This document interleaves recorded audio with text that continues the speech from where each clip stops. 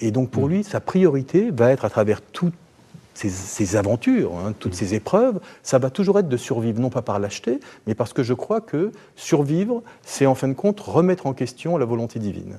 Et que tant qu'il survit, c'est que Dieu a une mission pour lui. Donc il échappe au naufrage, et à partir de ce moment-là, il pense qu'il a une mission à remplir, et une mission qui va remettre en cause en permanence, mais qui va le mener à se révolter d'ailleurs contre Vespasien. Oui, mais c'est une mission qui va le conduire à jouer une sorte de double jeu permanent. Parce qu'à la fois, il accompagne la révolte, et en même temps, il fait tout pour la désamorcer. Oui. Ben, je crois que Donc il est assez souvent considéré par ses coreligionnaires comme un traître. Oui, il sera considéré comme un traître, mais uniquement après la défaite de Jotapata, c'est-à-dire après qu'il ait été vaincu dans cette place forte de Galilée par Vespasien, et qu'il ne sera pas mort là, parce qu'on pense qu'il est mort. Et donc tout le monde l'acclame comme un héros. Sauf qu'il ne meurt pas à Jotapata, et au contraire, il est épargné par Vespasien. Pardonnez-moi, mais il faut raconter comment il s'en sort à Jotapata, parce que c'est quand même extraordinaire. Ils sont 40 qui restent, qui décident de se suicider, mais comme on ne peut pas se suicider, on tire au sort celui qui tue son compagnon. Son compagnon, et comme par hasard, il est le dernier. Tout à fait. Et ça, c'est assez formidable. Non, alors, vraiment... Le sort fait bien les choses, quand même. Oui. Il y a même des théories mathématiques qui ont été élaborées pour essayer de voir quel système il a trouvé pour toujours rester le dernier, ou en tout cas les deux derniers. C'est vrai que ses compagnons veulent qu'il meure. Un général juif se suicide s'il a perdu son combat contre l'ennemi, c'est son devoir, mais lui, il est totalement opposé déjà à cette idée-là, puisqu'il est dans cette logique de vie et de survie, parce que la vie appartient à Dieu, qu'il n'a aucune raison de pouvoir en décider lui-même, et il va tenter d'en convaincre ses compagnons. Mais ses compagnons ne sont pas comme lui, ils ne sont pas éduqués à la loi, donc il n'arrive pas à les convaincre. Il va inventer ce tirage au sort, et c'est ce même tirage au sort que nous allons retrouver en 73 à Massada. Ce même exercice de tirage au sort pour qu'aucun ne soit coupable d'avoir pris sa propre vie. Ce qui est formidable, c'est que, c'est vrai, il s'en sort vivant. Moi, je crois qu'il a, une nouvelle fois, tiré au sort sa vie. Parce que le tirage au sort fait partie de la logique religieuse juive, biblique. Par exemple, on tirait au sort les devoirs des prêtres au temple. Chaque jour, on a tiré au sort l'ordre des familles sacerdotales. Le tirage au sort, c'est une façon d'interroger la volonté divine. Donc, à partir du moment où on tire au sort et qu'il se retrouve le dernier, c'est que Dieu a quand même décidé qu'il devait encore survivre. Alors là, il a perdu la guerre de Galilée. Mais il a rien fait pour la gagner.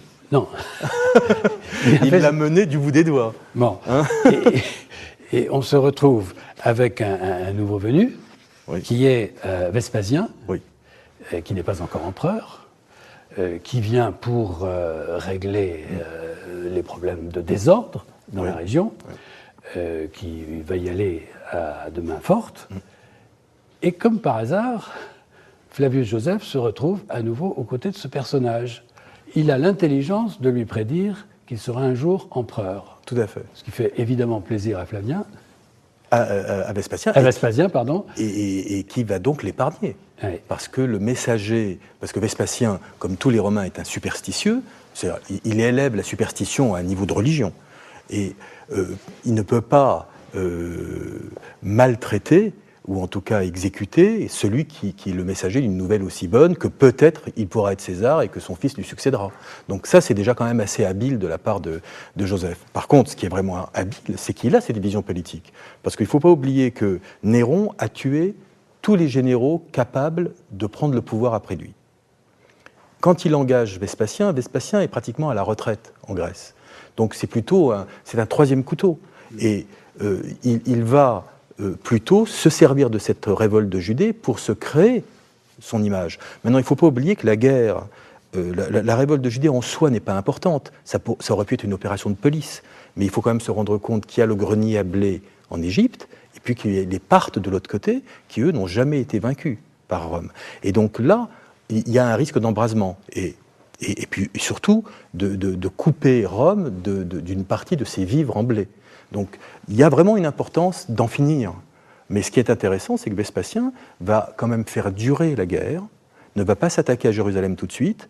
Donc la guerre, aux grandes dames de Flavius Joseph, va donc durer le temps que Joseph devienne incontournable et puisse se faire proclamer César, à Alexandrie d'ailleurs. Ça veut dire que déjà, la puissance romaine est en train de bouger et de se diriger vers le Proche-Orient. Et du côté juif, on a au fond deux grands courants. Oui. L'un qui est pour la révolte, qui croit que l'on peut se libérer, et l'autre qui, au contraire, est pour la conciliation ou la collaboration, je ne sais pas ce qu'il faut dire.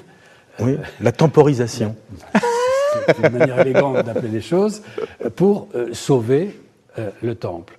Et on voit Flavius Joseph, pendant toute cette période, jouer les intermédiaires entre Vespasien et les siens, et essayer d'éviter la flambée de violence. Oui, ce qu'il voulait. Bon, déjà, il part d'un principe simple, Flavius Joseph, c'est de ne pas se faire un ennemi de ses ennemis. On peut faire la guerre, mais pas pour autant attirer la haine de son ennemi. Donc il va mener la guerre, quand on dit du bout des doigts, il ne va jamais trahir son peuple, mais il ne va pas non plus être considéré par Vespasien comme un va-t-en-guerre qui ne négociera jamais rien du tout. Donc en faisant cela, il va se donner un rôle politique possible. Et c'est ça qui est très intéressant. Alors, il veut se donner un rôle politique, mais il n'évite pas la catastrophe, c'est-à-dire la destruction du temple. Oui.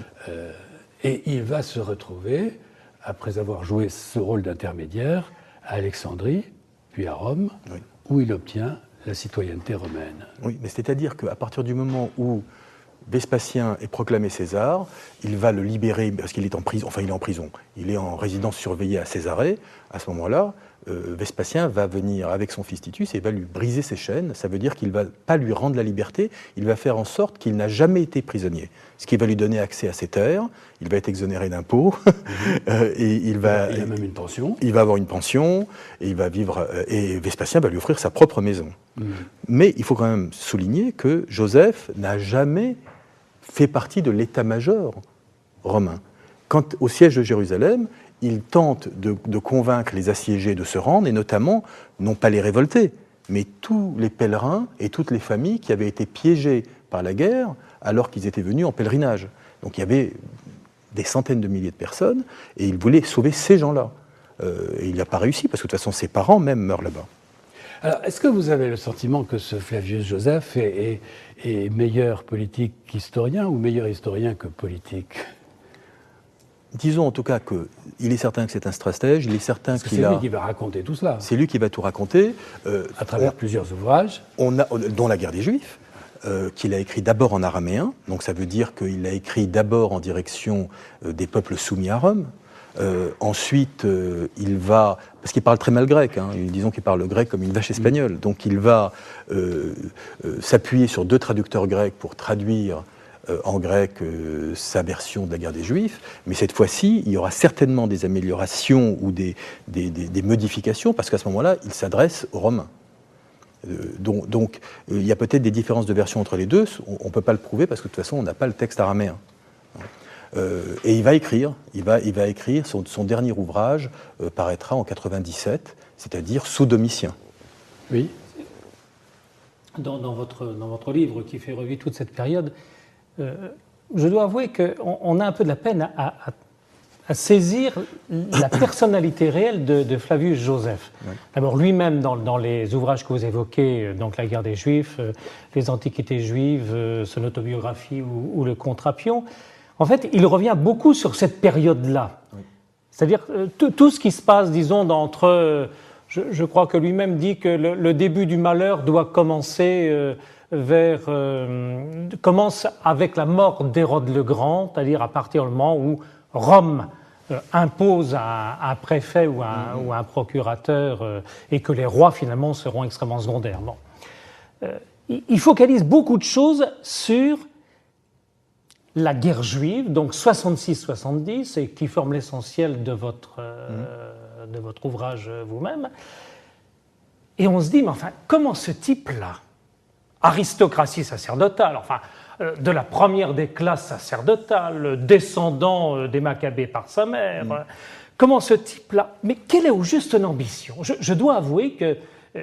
votre livre m'a permis de relire son autobiographie. C'est étonnant, une autobiographie qui se concentre sur simplement quelques années, c'est-à-dire son séjour en Galilée. Il raconte même pas son enfance, il raconte pas la guerre proprement. Alors dans la guerre des Juifs, il va revenir sur ce qu'on vient d'évoquer.